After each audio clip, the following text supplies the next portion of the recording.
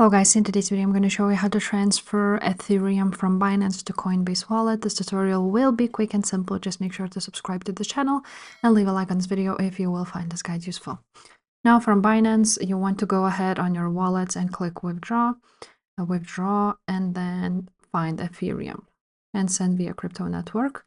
Now you will need to choose a network. And for example, let's choose maybe Base. It has a really low fee.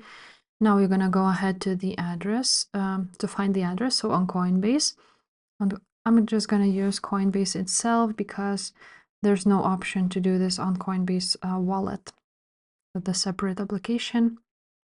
After that, this will open up and you want to click transfer button and receive crypto. After that, you're going to choose Ethereum, of course, and now you will choose a network. So I'm just going to choose Base. And here you will see your address, which you want to click and copy and go back to Binance. On Binance, you want to go ahead and paste it just like so. Enter the amount you want to withdraw. You will see the network fee there. And that's pretty much it. You're going to click withdraw and it will be on your Coinbase wallet. If this tutorial was helpful, make sure to subscribe and I will see you next time. Bye.